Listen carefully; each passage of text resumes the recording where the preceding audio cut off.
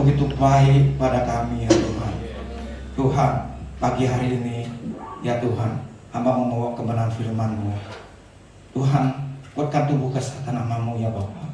Engkau tahu kondisi hamba-Mu ya Tuhan. Kami percaya semua yang Engkau yang berencana, Engkau yang berkarya. Tuhan, hamba-Mu memohon kepadamu untuk sering firman pagi hari ini ya Tuhan. Roh Kudus berkarya dari awal pertengahan sampai akhir ya Tuhan. Kami mulai mendapatkan ya Tuhan untuk sabda-Mu ya Tuhan. Saudara-saudara kami boleh duduk diam mendengarkan ya Tuhan kebenaran. Terima kasih Tuhan, terima kasih Bapak. Di dalam nama Tuhan Yesus, haleluya. Amin. Shalom. Apa kabar semua? Luar biasa. Semua jemaat maupun di online yang dikasihi dalam Tuhan Yesus Kristus. Saya mau sedikit karena waktunya. Ya, saya berdoa dari semalam juga, teman-teman juga mendukung terus. Saya bersyukur pagi ini saya bisa melayani. Saya semalam sempat memberitahu Pak Lajab, takutnya saya masih pagi datang mungkin telat, tapi bersyukur Tuhan baik. Saya bisa berdiri di hadapan saudara karena anugerah Tuhan. Ya, sebelumnya saya mengucapkan banyak terima kasih untuk kesempatan saya bisa seringkan firman Tuhan. Terima kasih kepada Bapak Gembala, Pak Wakil Gembala, staf-staf Gembala, semua pelayanan pengerja di tempat ini. Dan saya bersyukur setelah bisa hadir beribadah pagi ini. Sebelumnya saya memohon izin sebentar ke Bapak Gembala. Saya buka masker sebentar. Ya, saudara, mungkin udah dalam hampir mau 2 tahun kita pakai masker, belum pernah melihat langsung muka ya. Ini muka asli saya saudara. Ya, jadi kelihatan bohong atau tidak. Ya, terima kasih Pak Gembala telah diizinkan. Ya, sebelumnya saya bukan kuat banyak tema yang hari ini. Saya udah persiapan. Tema saya adalah pola pikir yang sehat. Ternyata saya digerakin untuk tema yang lain. Saya melihat menarik juga. Maka itu nanti saya akan minta izin ke Bapak Gembala untuk doain kita semua. Ada pembebasan hati. Ya. Karena saya memikir, Tuhan, saya udah siap loh. Tapi harus bawa tema ini. Saya bilang oke lah kalau mampukan saya. Ya, saya tutup poin saja mengingat waktunya terbatas. Tema adalah kasih dan pengampunan. Boleh ditayangkan? Ya. Saudara, jangan bicara kalau kita punya kasih tanpa ada pengampunan. Karena ada 2 hal ini adalah berjalan dengan simultan, tidak bisa terpisahkan, saudara. Ya, saudara. Tapi kata orang punya kasih, tapi menyimpan sakit hati, itu berarti kasih itu imitasi, saudara. Palsu, kamu falase, bohong. Ya. Jadi bahasanya adalah kasih, tetapi masih punya kepahitan, sakit hati. Maka orang demikian adalah orang-orang yang mengaku punya kasih, sebenarnya tidak punya kasih, saudara. Saudara, tapi katanya orang yang bisa mengampuni, tetapi tidak punya kasih, wah, itu selalu munafik, saudara. Kalimatnya begitu, saudara. Nah, bicara tentang kasih, pengampunan simetris, tidak bisa dipisahkan satu sama dengan yang lain, saudara.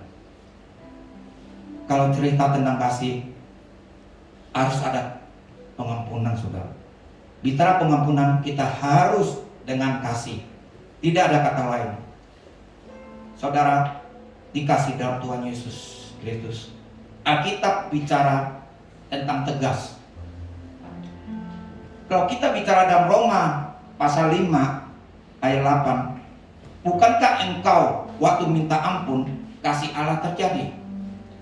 Tetapi selagi saudara jatuh dalam dosa, Allah tetap mengasihimu. Itu jelas sekali kalimatnya, saudara. Ya. Maka di dalam Lukas 7 ayat 47b berkata, jelas sekali, tetapi orang yang sedikit diampuni, sedikit juga dia berbuat kasih. Jelas ya, saudara ya. Jadi sederhana sekali kalau itu susah sekali berbuat kasih seseorang, bahwa kita punya tahu orang ini kadarnya sedikit sekali memberi pengampunan, saudara. Kalau engkau tidak mau memberi pengampunan saudaramu, maka Bapakmu di surga juga tidak akan mengampuni engkau. Itu, saudara, harus dipahami dulu.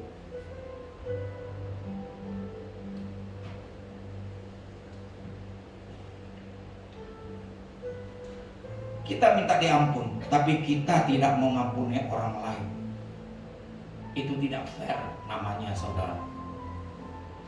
Di dalam kebenaran firman Tuhan yang saya mau sampaikan bagi ya firman hari ini, saya mau berbicara satu contoh tentang Yusuf. Karakter Yusuf ini karakter yang menarik sekali, saudara. Yusuf dapat mimpi di usia 17 tahun. Kemudian dia harus melewati sesuatu proses. Dia diproses, dibuang ke sumur, lalu dijual ke suku Kedar, masuk rumah Potifar, dituduh berzina dengan istri Potifar. Setiap hari membujuknya untuk bisa tidur dengan dia atau bisa melakukan berhubungan perzinahan. Tapi Yusuf dengan tegas katakan, aku tidak akan menyentuh engkau karena karena semua kuasa rumah ini diberikan kepadaku, tapi dirimu tidak ada kuasa buat aku, diriku untuk bisa tidur dengan engkau. Jelas ya, akhirnya Yusuf itu harus difitnah dan kemudian harus masuk ke dalam penjara. Tetapi di dalam penjara pun kesayangan kepala penjara diberi kuasa kepadanya. Ya, luar biasa, saudara. Akhirnya dia ada di Mesir setelah melewati fase kurang lebih 13 tahun dibentuk oleh Tuhan lewat sebuah suffering. Dan kemudian kita melihat dia di Mesir terjadi kesusahan besar, ekonomi lagi hancur, dan logistik diatur oleh Yusuf, saudara. Dengan sedemikian rupa sehingga Yusuf bisa memikir sesuatu, mengatur bangsa yang menjadi terkenal karena harus bersubsidi makanan, minuman. Dan menariknya adalah saudara-saudara kandungnya, saudara-saudara tirinya dari Israel. Itu dia datang ke Mesir dan meminta makanan. Yuk kita pakai logika. Kalau kita baca Alkitab dari Kejadian pasal 39 dan sampai pasal 45, kesan yang saya dapat, saya tangkap, Yusuf itu hampir sempurna, saudara. Dia juga ternyata dia tidak sempurna, saudara. Dia juga ada keterbatasan untuk dia. Kenapa? Hal ini akan kita lihat. Kenapa Yusuf bisa mengampuni saudaranya dengan baik? Yuk kita pakai logika bodoh ya. Saya mendapatkan ini. Kalau saudara-saudaranya tahu bahwa Yusuf yang mengontrol seluruh logistik yang ada di Mesir, sedangkan mereka butuh gandum dan harus pergi ke Mesir, dan kalau mereka tahu bahwa yang mengontrol di sana adalah Yusuf, yang mereka jual ke Mesir ke suku Kedar, yang dilempar ke sumur, saya punya keyakinan teguh bahwa saudaranya tidak akan pergi ke Mesir, karena Yusuf yang mengambil keputusan, saudara. Nah, ini hal yang penting, menarik. Dan seolah-olah kalimat di dalam firman itu nyaris mereka tidak mengerti bahwa Yusuf itu menjadi pemimpin yang mengambil keputusan di Mesir, saudara. Nah, inilah kita akan renungkan. Buka Kejadian 45 ayat pertama.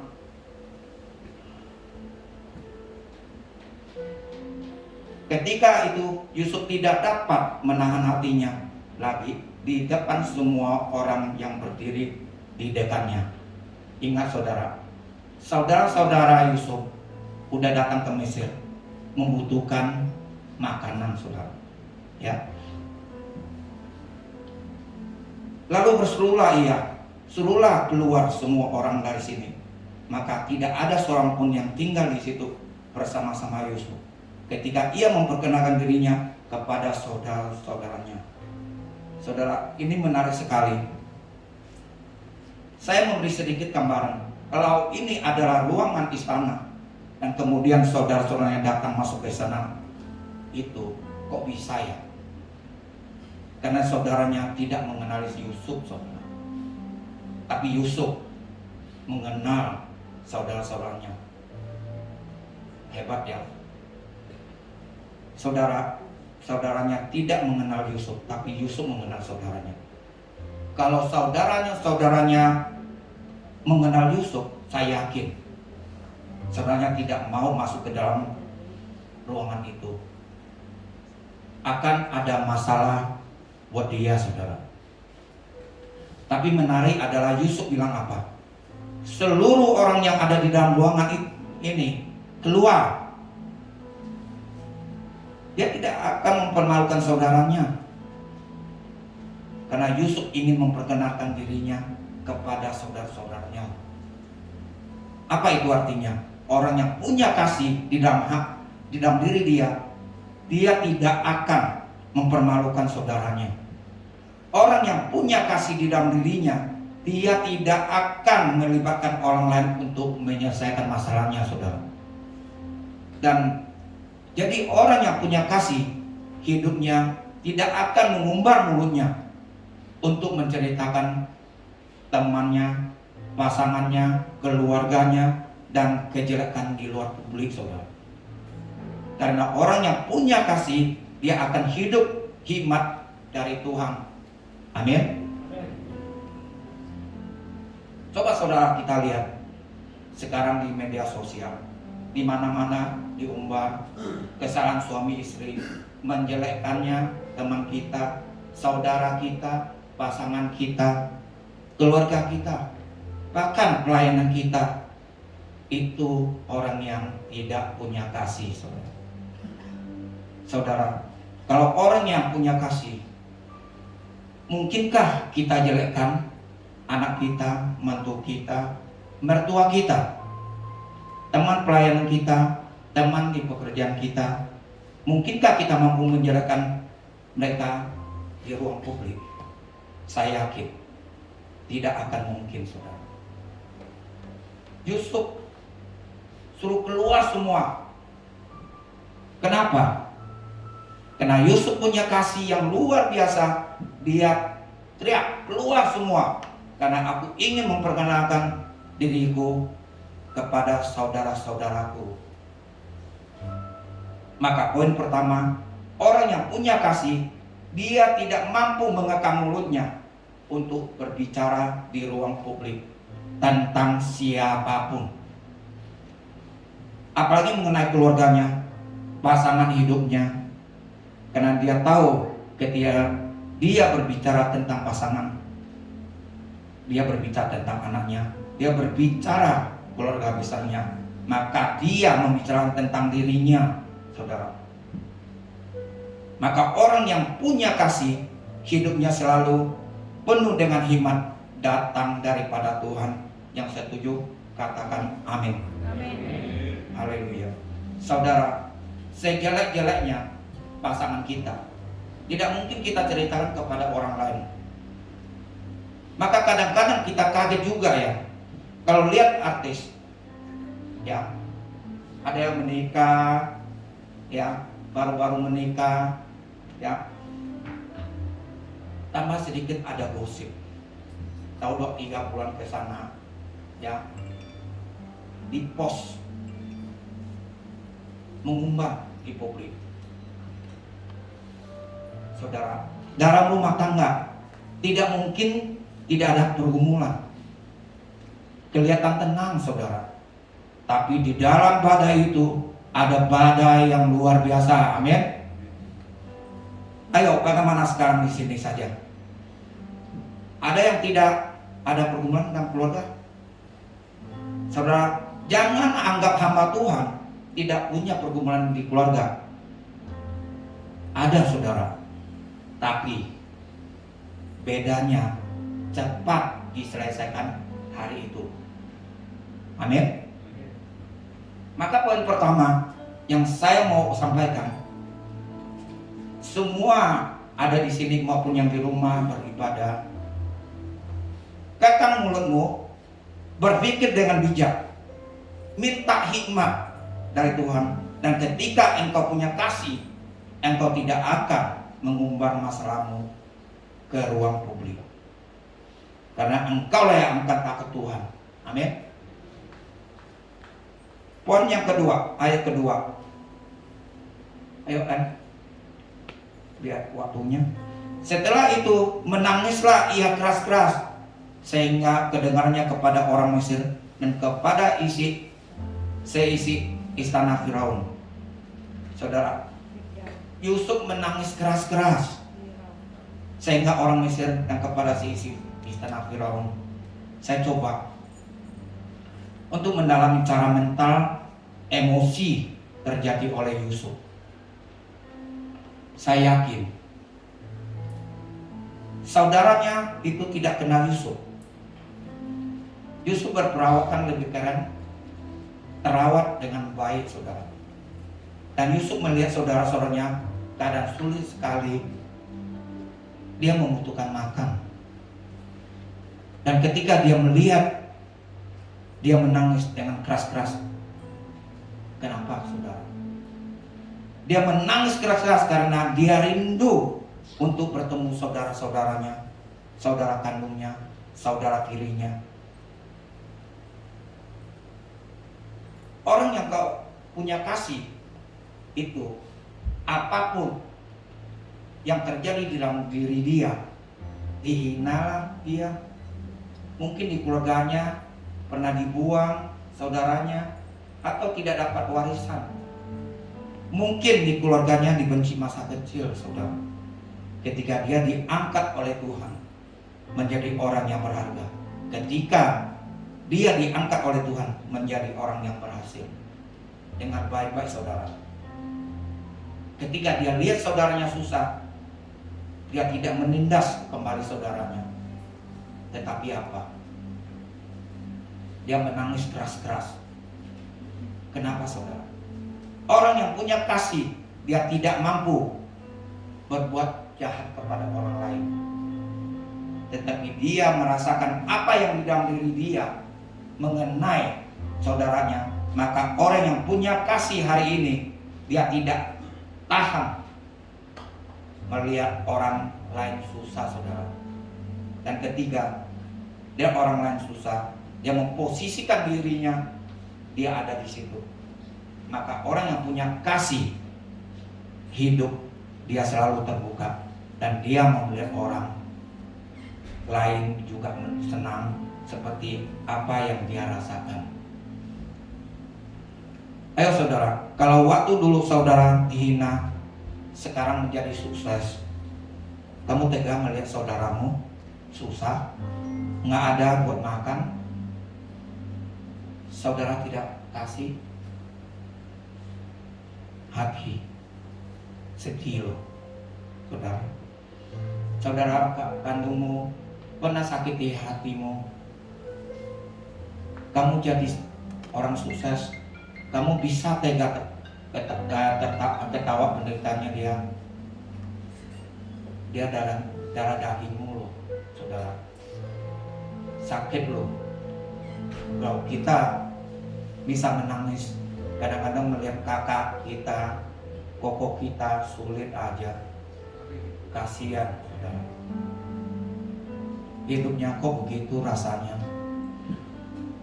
Ada di hati saudara. Kita tidak mungkin kalau ini kita sudah menerima kasih dan pengampunan daripada Tuhan. Hidup kita itu hari ini tidak mungkin menahan hati kita melihat orang lain susah. Bahkan kita mau menangis dan kita mau tolong mereka. Kenapa? Karena Tuhan terlalu baik untuk saudara dan saya. Amin. Dia menangis, wajar saja saudara, tidak apa-apa. Saat menangis, menangislah. Alkitab bicara saat ketawa, ketawalah. Ada saat berpeluh-lah. Ada saatnya melempar batu, ada saatnya memukul batu saudara. Hidup memang begitu saudara. Ada saatnya dibenci dan ada saatnya disayang. Hidup itu begitu saudara. Saudara, hari ini kita bersyukur, bersukacita Allah ada di tempat ini saudara. Maka kita mau sampaikan bagi kita semua di tempat ini, kalau kamu berduka, menangis dengan kuat-kuat. Kalau berduka, dia ketawa gila saudara. Tetapi saat tertawa, ketawalah, jangan menangis. Saudara yang hadir di tempat ini, kalau memang berekspresi dengan bebas, berekspresilah wajah dengan bebas saudara, supaya engkau tidak menjadi penyakit dalam tubuhmu. Amin. Tapi kalau engkau ketawa, ketika engkau menangis, ketika engkau menyampaikan sesuatu, jangan tahan saudara. Ketika engkau tahan, aku telah menyiksa dirimu. Maka Yusuf tidak mau menyiksa dirinya. Sudah 13 tahun aku telah menyiksa diriku. Dia sudah tidak mau menyiksa lagi. Maka dia menangis dengan keras. Karena kenapa? Dia rindu terhadap saudaranya. Maka hari ini orang yang merdeka, yang menerima kasih daripada Tuhan, dia akan berekspresi dengan bebas. Amin. Tepuk tangan untuk memuliakan Tuhan. Saya mau katakan saudara, siapa yakin hari ini menerima kasih dan pengampunan daripada Tuhan Yesus? Mari tepuk tangan. Haleluya. Yang ketiga, kanan, yang keempat aja, melompat nih waktunya. Keempat, ayat 4. Karena waktunya, lalu kata Yusuf kepada saudara-saudaranya itu, marilah dekat-dekat. Maka mendekatlah mereka. Katanya lagi, akulah Yusuf, saudaramu yang kamu jual ke Mesir. Haleluya. Kalau di tempat ini Pak Gembala dibikin satu drama, bisa heboh loh. Ya, saudara yang datang ke istana, Yusuf langsung ngomong, sini dekat-dekat. Terkejut loh saudaranya. Aku Yusuf yang kamu jual ke Mesir. Kata ayat 4 ini membukakan pikiran saya saudara. Yusuf bukan orang yang sempurna, ternyata dia sakit hati kepada saudaranya. Dilempar ke sumur, Yusuf tidak tersinggung. Dituduh berzina oleh tante Potifar, dia tidak tersinggung. Dilempar ke dalam penjara, dia tak tersinggung. Tapi dia tersinggung apa, saudara? Kenapa aku dijual ke Mesir? Itu poinnya, saudara. Kalau Yusuf tidak merasa itu jadi beban dia tidak mungkin akan cerita itu kepada saudaranya. Aku Yusuf yang kamu jual ke Mesir itu. Masalah dibuang ke sumur, aku tidak tersinggung. Dituduh berzina, aku tidak tersinggung. Maka ke dalam penjara, aku tidak tersinggung. Kenapa kamu jual aku ke Mesir? Akan masalah selesai. Orang yang mau mengalami kelepasan dan hidup mau diampuni oleh Tuhan, kalau mau selesaikan masalahnya, jangan mau hanya kulitnya aja, harus sampai ke akar masalahnya. Sampaikan, kenapa engkau sakit hati, kenapa engkau terluka.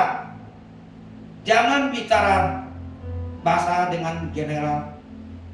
Sampaikan hatiku, aku sakit hati dengan kamu, karena dulu telah jual aku ke Mesir. Maka hari ini engkau menerima kasih dan pengampunan daripada Tuhan. Harus menyelesaikan masalahmu sampai dengan ke akarmu. Masalah sampai selesai, saudara. Kalau akar masalah tidak selesai, kemudian akan ketemu persoalan baru, artinya akan meledak, saudara. Hari ini selesaikan akar masalahmu, tidak penyelesaian bagian atas, maka itu akarmu, masalahmu selesai, saudara. Hidupmu akan mengalami kemerdekaan daripada Tuhan. Keluarga akan diberkati, amin. Poin berikutnya, ayat 5 dan ke-7. Yuk kita kejar yuk. Ini menarik sekali. Alkitab berkata, tetapi sekarang janganlah bersusah hati dan janganlah menyesal diri, karena kamu menjual aku ke sini, sebab untuk memelihara kehidupanlah Allah menyuruh aku mendahului kamu. Ayat ke-7, maka Allah telah menyuruh aku mendahului kamu untuk menjamin kelanjutan keturunanmu di bumi ini dan untuk memelihara hidupmu sehingga sebagian besar daripadamu tertolong. Saudara, orang yang sudah punya kasih dan pengampunan, sampaikan ke masalahmu. Kamu jual aku ke Mesir kan? Ayat 5 berkata, dia ngomong, sus, tidak apa-apa. Kenapa, saudara? Tuhan yang suruh aku ke Mesir, tujuan apa sih? Supaya bisa tolong kamu. Orang yang telah menerima kasih dan pengampunan, lihat masalah itu negatif, tidak terlalu dalam akan masalah, sudah selesai. Kenapa? Dia lihat negatif di balik masalah itu, ada peristiwa positif, saudara.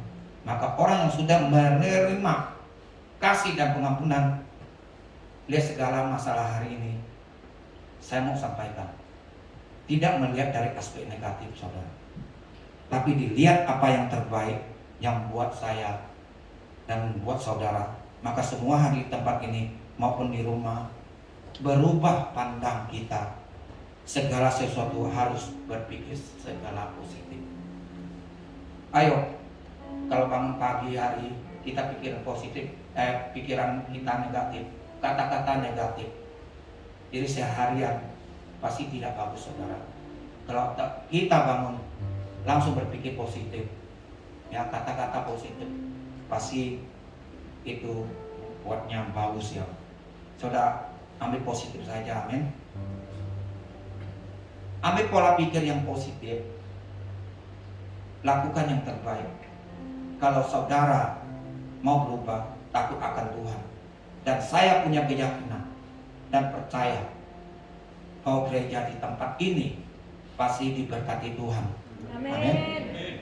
Haleluya. Saudara yang hadir di sini, Jangan selalu berpikir negatif. Dia dihina kita, biarin dia fitnah kita. Bilang sama dia, kalau kamu semakin banyak ngomong saya, itu berarti saya penting buat kamu. Karena setiap hari ngomongin saya. Kenapa saya tidak ngomongin kamu? Karena kamu tidak penting bagiku. Maka hari ini segala sesuatu pakailah kacamata positif. Hidup kita akan ringan. Hidup kita pasti diberkati Tuhan, amin. Yang terakhir, ayat 8. Kita baca yuk. Ada ayat 8. Ya.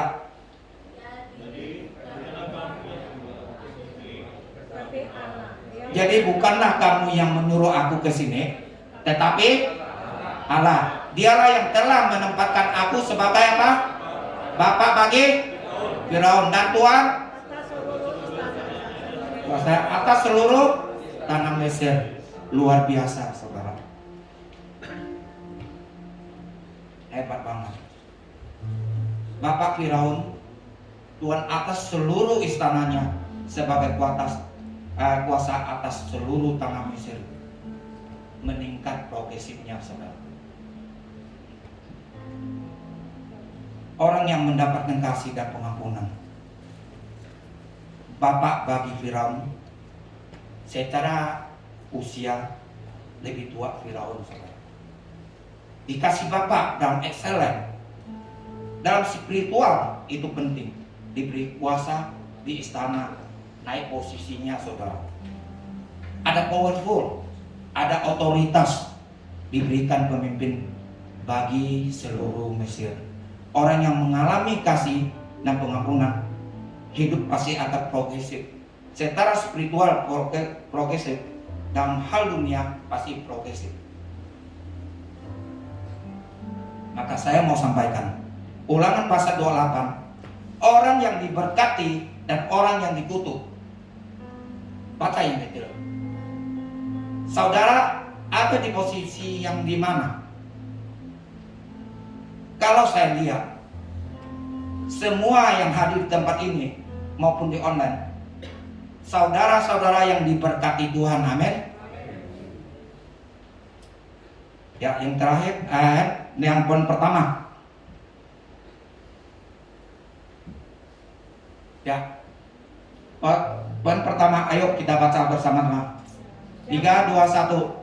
Jangan mengumbar kesalahan saudaramu kepada siapapun. Kedua, pada masalah harus selesai. Poin ketiga, supaya hidupmu dipulihkan. Ketika memberi pengampunan, ayat 15 berkata, mari berpelulah sama yang lain. Ada pemulihan yang luar biasa. Yang kedelapan, hidupmu akan mengalir peningkatan pada Tuhan. Tentunya Tuhan yang dipermuliakan. Amin. Tuhan Yesus memberkati. Mari kita membawa pujian selidiki aku. Minta WL.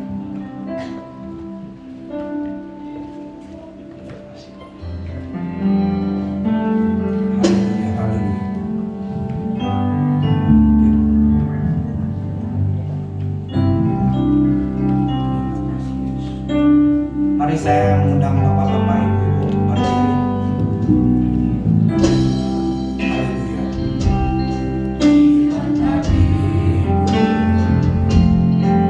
Haleluya.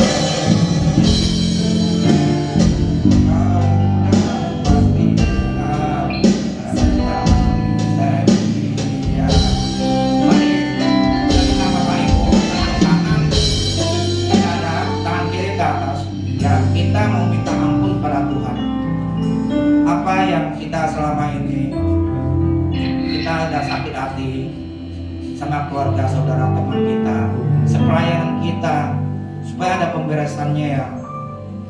Bagaimana kita kalau tidak punya kasih, tidak punya pengampunan, bagaimana Tuhan mau mengampuni? Firman jelas berkata, "Adalah kau iblis, saya tidak mengenalmu." Ingat itu saudara. Jangan kita rajin di gereja pelayanan, tapi hati kita mau beres. Kata firman Tuhan, ya, engkau tidak jujur sama aku. Ya, mari saya mohon ke Bapak Gembala untuk mendoakan kita semua, pemberesan hati.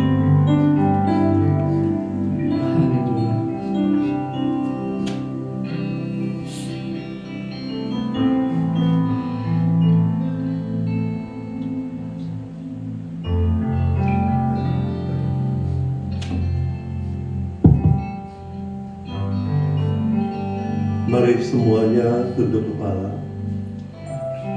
tenangkan pikiran, tenangkan hati.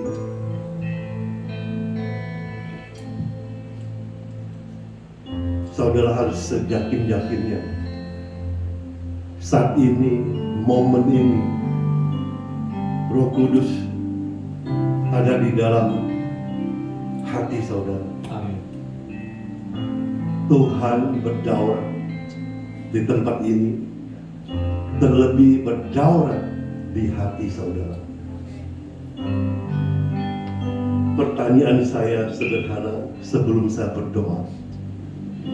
Saudara jawab dengan hati yang paling dalam. Saudara merasakan jawaban hati saudara pada saat ini. Apakah saudara sungguh-sungguh mengasihi Yesus? Amin. Apakah saudara sungguh-sungguh mengampuni orang yang bersalah kepada saudara? Amin. Bapak terkasih, inilah Tuhan jawaban-jawaban anak-anak-Mu,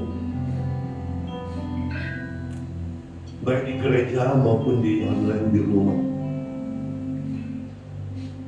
Pada dasarnya Bapak, Engkau transparan untuk melihat setiap gerak-gerik perilaku manusia.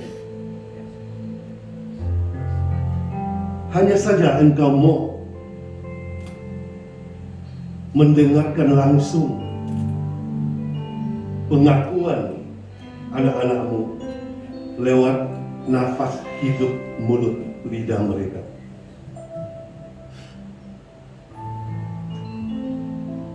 Satu hal yang tidak bisa dipisahkan, kalau manusia memiliki kasih, mereka harus bisa melepaskan pengampunan. Ini tidak bisa ditawar-tawar. Harga mati.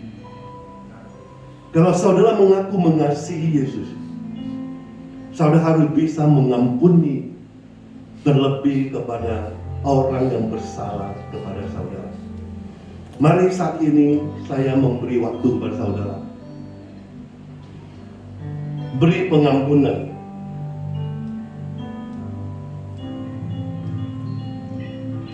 Melepaskan pengampunan. Saudara lihat wajah-wajah selama ini membuat saudara kecewa, khawatir, sebel, marah, bahkan benci sekalian. Saudara lepaskan pengampunan.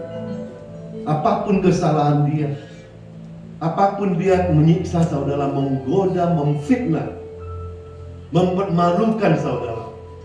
Tapi momen ini, saat ini, mari saudara, lepaskan pengampunan. Lepaskan. Lepaskan.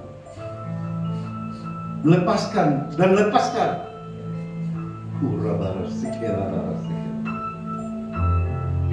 Karena ini yang terbaik saudara.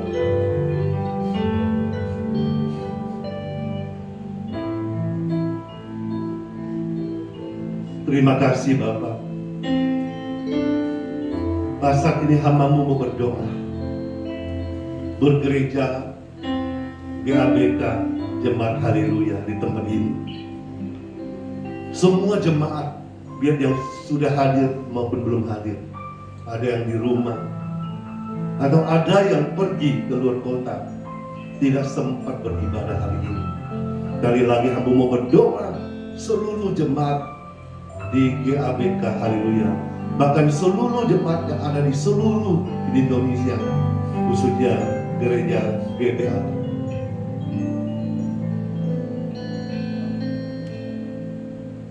Teguhkan hati setiap mereka, jamah hati mereka Tuhan. Yang mungkin saat ini mereka susah melepaskan pengampunan, karena mereka masih mengingat-ingat perbuatan seseorang yang menyakiti hati mereka. Dalam nama Yesus, oleh darah Yesus, pada saat ini juga semua bisa melepaskan pengampunan dan mengampuni. Terima kasih Roh Kudus, terima kasih Yesus yang sudah membuat hati kami menjadi lemah lembut, membuat hati kami saat ini mau melepaskan pengampunan. Terima kasih, haleluya.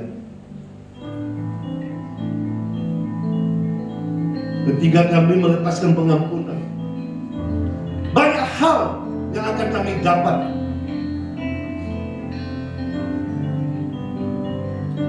Banyak hal positif yang kami akan alami dalam hidup ini. Amin. Karena firman Tuhan mengatakan, bila hati kami bersih, suci, putih, berkat akan mengalir sebagai air sungai, mengalir dan mengalir, menyegarkan dan memberi hawa segar dalam kehidupan kami, sehingga kami selalu berdamai satu sama yang lain, bisa menghormati satu sama lain, bisa mengasihi satu sama lain, tidak pandang bulu. Karena di sini ada keluarga besar, keluarga Allah.